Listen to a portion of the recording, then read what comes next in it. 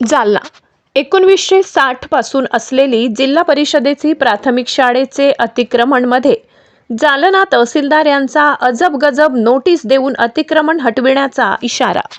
श्रीकृष्णनगर येथील 65 घरे आणि जिल्हा परिषद शाळा पाडणार, महसूल विभागाच्या नागरिकांना नोटिसा।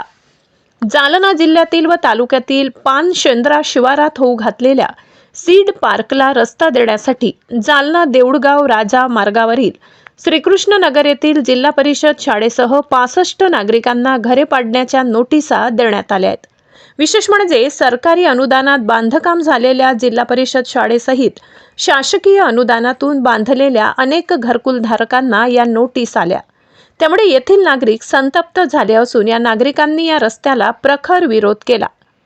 तसेच 1960 पासून असलेली जिल्हा परिषदेची प्राथमिक शाळा, ज्या शाळेने गावातील गोरगरीब कष्टकरी नागरिकांच्या मुलांना शिकविले जातात व देशसेवेसाठी विविध क्षेत्रात काम करत आहेत, या सर्व विद्यार्थ्यांनी व गावकऱ्यांनी एकत्र येत शाळेला जालन्याच्या तहसीलदार छाया पवार यांनी अनधिकृत व अतिक्रमण असलेली इमारत म्हणून घोषित केले आहे व तात्काळ हटविण्याची नोटीस सुद्धा दिली आहे। त्यामुळे सर्व नागरिक आक्रमक झाले असून या अतिक्रमण हटविण्याच्या मोहिमेला त्यांनी विरोध केला आहे।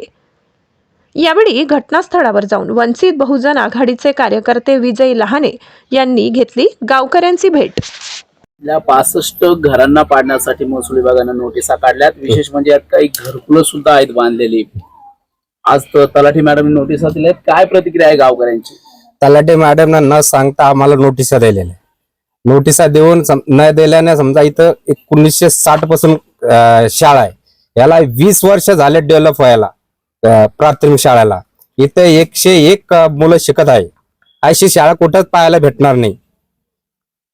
काय भूमिका असेल आता तुमची? आमची भूमिका आहे, शासनाला रस्ता लागत आहे, दुसरीकडे पर्याय आहे त्यांना, दुसरीकडे शासनाची जमीन आहे, प्रायव्हेट जमीन आहे, रोडला लागून ते घेऊ शकतात। ते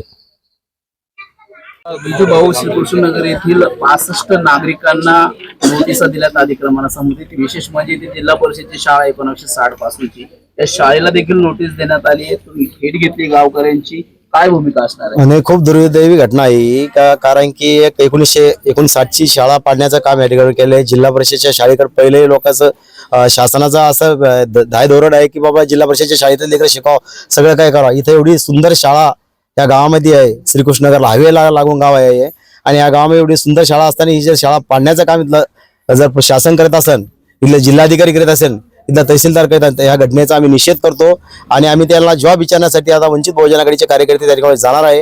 या श्रीकृष्णनगर जनतेच्या संपूर्ण वंचित बहुजन आघाडीची टीम आम्ही सोबत राहणार आहे आणि श्रद्धे बाळासाहेब आंबेडकरांच्या सुद्धा कानावर आम्ही या विषय मांडणार आहे, कारण का हा विषय शाळेसोबतच तिथला नागरिकाचा बी आहे।